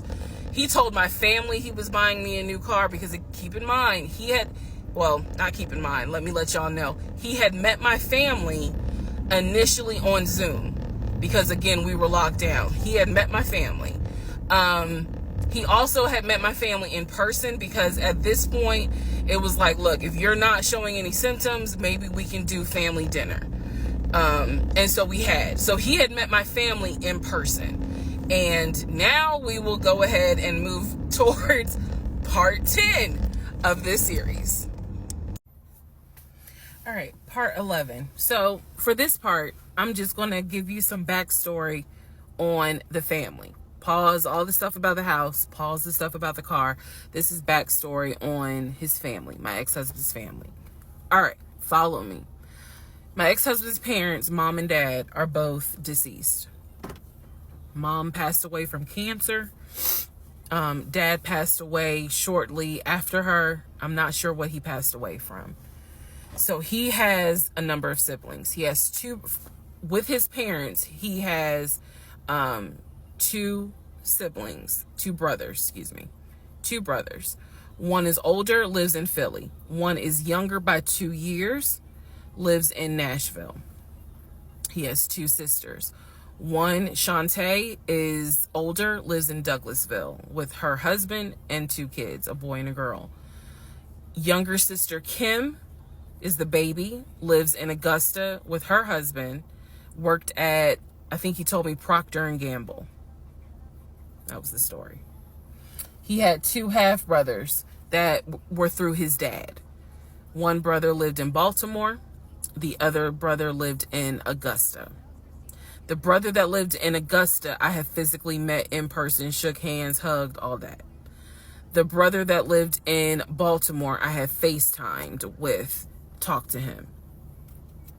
The brother that lived in Philly, the older brother that he looked up to, I have never talked to him on the phone. I would always talk to him through my ex-husband. So the conversation would be like, hey, babe, brother so-and-so said, hey. He didn't call him brother so-and-so. We'll call him John. John said, hey. Hey, John. I would be in the bathroom doing my hair, brushing my teeth. Hey, John. And he would be like, did you hear? He said, how you doing? I was like, I'm good. How's he doing? Because that's just me. And so he would relay back and forth, back and forth, back and forth. He talked to John every day from starting around July after the grandmother passed away. He would talk to John every morning. We both would be getting ready for work and he would be on the phone with John. They would be talking for 30, 40 minutes, talking about football, talking about other siblings. They would be talking about cars. It was really like not a big deal. They would talk about the brother in Baltimore. They would talk about the brother in Augusta. And then they would reminisce. This is the conversations I could hear. Let me explain. When I say I can hear a conversation, what that means is I am physically standing near him or next to him where I could hear him with the phone up to his ear talking to someone, because it wasn't me. Okay? I may not hear the other person because the phone call may not be on speakerphone. But what I hear is, for example, I hear, "Hey man, what y'all doing? Oh, for real? Y'all barbecuing this weekend? What y'all making? Oh, that's what's up. Nah, I think me and her gonna stay in this weekend because, these numbers is looking crazy with COVID. Yeah, she over here. She's sitting right here. She watched the TV. Okay, hold on. John said, hey. Hey, John. You heard her? Okay. All right, bruh. I just wanted to check in on you. That's the type of conversation I'm explaining. Okay, so I hope that gives a little more clarity about the type of conversations I'm hearing. So, I don't know why this light keeps going out. Okay, so that's how he would talk to his siblings. The grandmother passed away. He called me around April or May and told me that his grandmother passed away. His grandmother, on his dad's side, had died suddenly from COVID. She had symptoms. She went to bed and did not wake up. He was distraught. He was crying. He wasn't eating. He was just sitting there, listening to music, not watching TV, just sad, because he was like, my grandmother was always my support system. So from what I saw, it really bothered him. I did not think anything of it. I'm one of those people, if you tell me somebody in your family passed away, I'm gonna believe you, because I don't play about death. And I guess I expect other people don't either. However, that is not the same for everyone else, but we'll get there. So, family, he had his sister, Shantae, who lived in Douglasville. Like I said, she was married with 2 kids. Apparently she was a nurse. So when I had my miscarriage, that was a sister that he was like, my sister will take you to the hospital. Like, that's what family does. Okay. I had never met Shantae. I've been on the phone, I've been around him when he was on the phone with Shantae. Never heard her part of the conversation. But he would be talking to his sister. That's what he said. That's what it sounded like too. Now, what is interesting is that we lived maybe 35, 40 minutes away from Douglasville. So there were plenty of times that he had invited me to go with him to his sister's house. Okay, let me tell you how this would always work out. Total times he invited me was probably 3 times for different barbecues or whatnot. The first time he invited me, I was like, nah, I ain't going, because again, COVID. And she's a nurse. Hell no. The second time he was like, yeah, she invited us, but I don't think we should go because COVID. No. The third time I agreed to go. I was like, absolutely, I'll go meet your sister. Like, that'd be great. On our way to her house, to Douglasville, to go see the sister, apparently he got a phone call. The phone was always like on vibrate, but he got a phone call and he told me that something came up, and so she had to cancel the barbecue, the get together, whatever. And so I was just like, oh man, okay, well, hopefully we can go another time.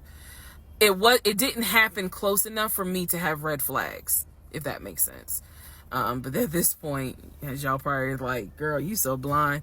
But again, I didn't think anything of it, because it's like, okay, it fell through. We'll see. We'll reschedule. And so we just went out to eat, and then he talked to another brother, the brother from Augusta that he would have on speakerphone. So it was like, I didn't think anything of it. I really didn't. Man. And the more I talk about it, the more I realize, like, I'm not a dumb person, but it just never dawned on me the things that you have to now investigate. It didn't dawn on me, but nevertheless, that is the backstory for his family, right? Grandmother passed away. 3 weeks later, he called me and told me his uncle had passed away from COVID. The uncle had tested positive, had to go into the hospital, and he died. It was a bit of a red flag. It was a bit of a red flag, but like I said, I don't play about death. So I was just like, wow. Because of these two deaths, he became a stickler about COVID. And when I mean a stickler, wear your mask, wear gloves, hand sanitize, wash your hands. Like, he was annoying about making sure neither one of us caught COVID. So now I'm going to give you the backstory in regards to what I was told with the ex-wife. Okay, I know I look rough, but it's okay. It's okay. Anyway, so this is part 12 of Who the Fuck Did I Marry? So this is the backstory on what I was told for the ex-wife. This is important. Pay attention. All right. This is 2020. So this is what I was told in 2020. I was told that he and his ex-wife used to be friends. Then they started dating and subsequently got married. They got married in California. He had bought a house with the money that he made from arena football. They had apparently gotten married on the downward of the arena football career. Had a nice house. He showed me a picture of the house, showed me pictures inside the house. Remember that? Showed me pictures inside the house. It was a really nice home in San Diego. And basically what happened was that he came home from work early one day and I have the hiccups, sorry. Came home early from work one day and his wife was sleeping with another man. The man was in the house. He and the man get into it. Her son, who is about 17 years old in 2020, she had 2 kids, a daughter and a son. The son apparently was on his way home from school when my ex-husband found his previous wife in bed with another man. So the story goes that he and the guy fought. He kicked the guy out. He kicked his ex-wife out, but told her the kids could stay. The kids are not biologically his. Those are his stepkids. She was like, you must be kidding. Like, I'm not leaving my kids here. The kids are old enough to where they were like, we don't want to go because you fucked up. We don't want to leave. So apparently she leaves. The kids stay with him for a few weeks. And then she gets her own place. The kids move in with their mom. He files for divorce in California. He files for divorce in California, and it was an ugly divorce. She was asking for spousal support, all kinds of stuff. And then it turned into, I'll help you with the kids, not child support, but just I will give you some money for the kids, because apparently he was very close to the kids and he wanted to keep a relationship with the kids. Their biological fathers, apparently there were 2 fathers. Their biological fathers were not in the picture. So the divorce starts out contested and ugly, eventually becomes amicable. Eventually they become cordial with each other. So my ex-husband moved. This is all before he ever met me. So I'm telling you the story of what I was told in 2020. So eventually, about 2 years later, is when his job approached him about an opportunity to transfer to Georgia. And so he took it. New beginning, fresh start. He has family in Georgia. He took it. He told me this story pretty much the second or third conversation we had. So it was always from the beginning that she had cheated. He caught her, and he had filed for divorce, but he was still close to the kids. They still had a great relationship.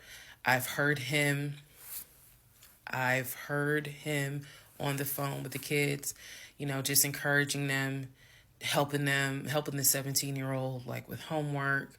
The kids really apparently wanted to meet me, and I was fine with that. He would send them money, if they needed something, because he loved the kids as if they were his own.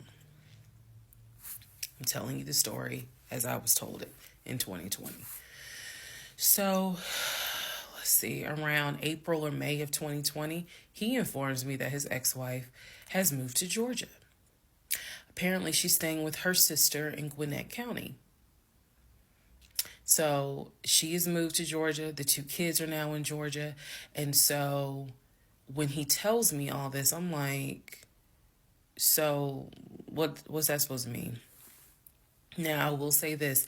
He never made it seem as if she wants him back. He never presented that. It was always, no, we're cool for the kids. We're cool for the kids.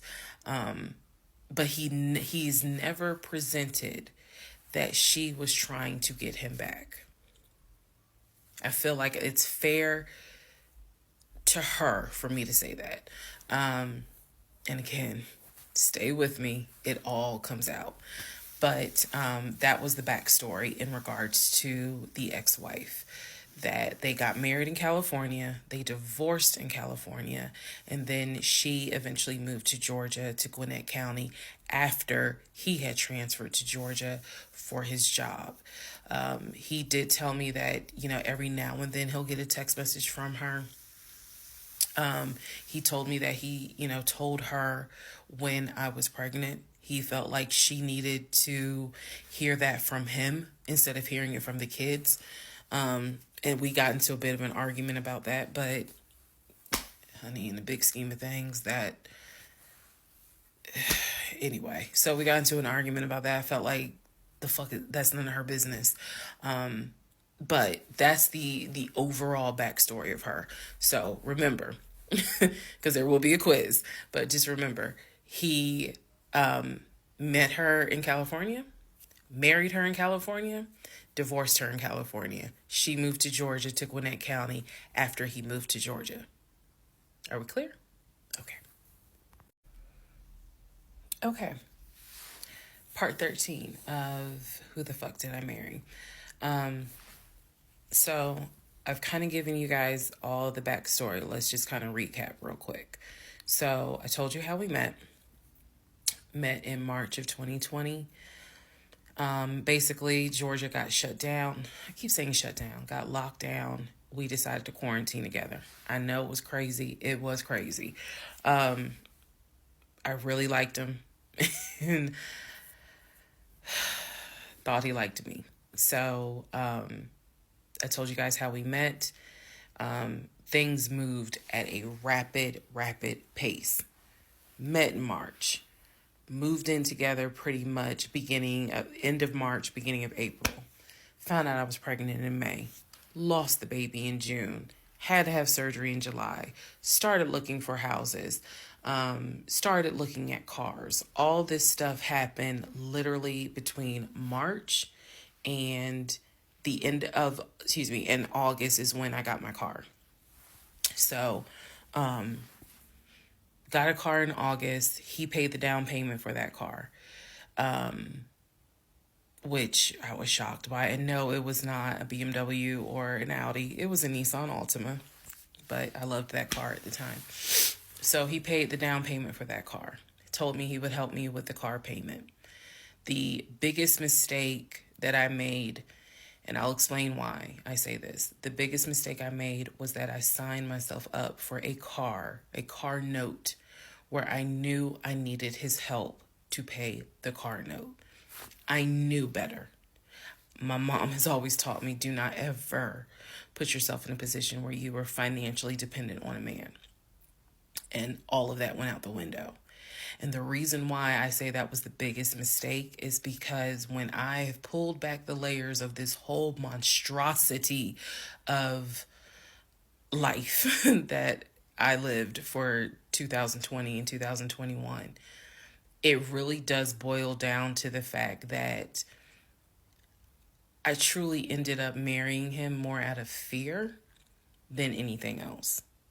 And I'll expound upon that later. But I got the car in August, and by this point I was exhausted of looking at cars.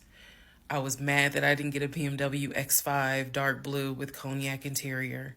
And I was tired of looking at houses, getting my hopes up, looking at a house and picturing myself in the master bedroom, the kitchen, the island, all that stuff. I'm a visual person, and I was tired of getting my hopes up. So now we're going to segue into fall, going into the holidays.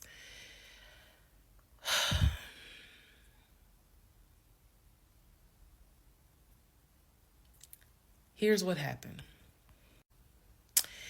In October, we looked at another house. This house was in Marietta. Absolutely gorgeous. It was gorgeous. I want to say that the house was about $700,000. I really liked the house. I could see myself living there. I could see myself cooking there. And so subsequently, my ex-husband put in an all-cash offer on that house. I watched him put an all-cash offer in on the house. Our real estate agent, Scott, called us about 24 hours later, and he said, the sellers love your offer. The offer was an all-cash, full asking price offer. $700,000. Let that sink in for a moment. He said the sellers love the offer. They are asking that you show proof of funds so that they can accept the offer. My ex-husband said, I will show proof of funds when they accept the offer. The seller said, great, we'll accept the offer when you show proof of funds. So basically we got into a standoff. And if you're a real estate agent or you work in real estate, I would love to know your thoughts on this. I had asked people in my personal life, like, have you ever heard of this before? And I've had plenty of people who said I side with the ex-husband. I would not show my bank statements until they accepted the offer. And then I had other people who were like, I wouldn't accept an all-cash offer unless I verify that the person can pay. So I'm just curious what your thoughts are. Okay. So our real estate agent called us and was like, guys, the sellers are giving you 2 days to show proof of funds. I had the letter that he showed me from Chase. I sent that to Scott, but that was for a mortgage. The offer was for all cash. So he needed to show proof of funds that he had the cash to pay $700,000. He didn't show it. He refused to budge on showing them proof of funds until they accepted the offer because he was afraid that they were going to create a bidding war. So what ended up happening was Scott called us and said, I apologize because I didn't do my due diligence as a realtor. He said, before I ever started showing you guys a house, I should have collected your pre-approval letter and proof of funds.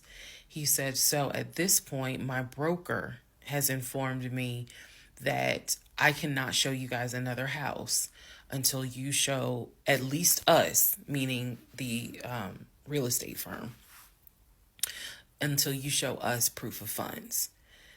And so I'm just like, well, I'm telling my ex-husband, just show them the fucking proof of funds. Like, what's the problem? And so it was a lot of, I find that this is really unprofessional because it's not our fault that you didn't do your job correctly. It got a little ugly and it got uncomfortable because I'm like, I don't understand why you don't show them proof of funds when you clearly just signed a document stating that you're putting an offer in at full asking price.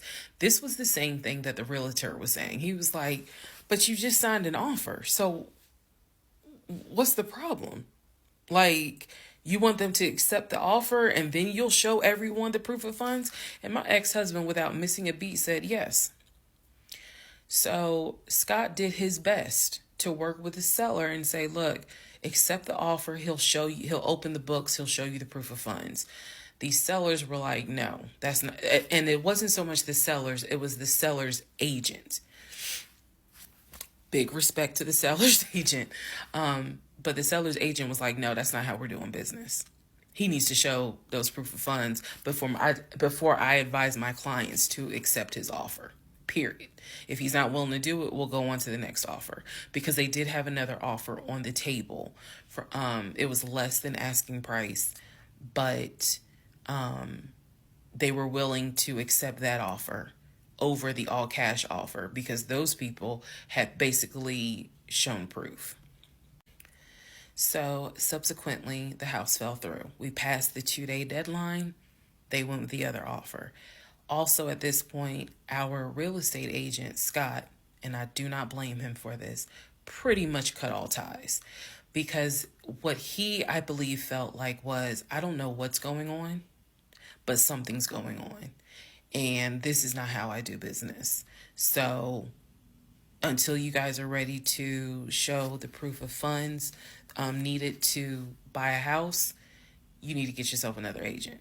Because we were already about 20 to 25 houses deep by this point. We had already put in 2 other offers. They fell through. And now here we are with this house. And once again, it fell through.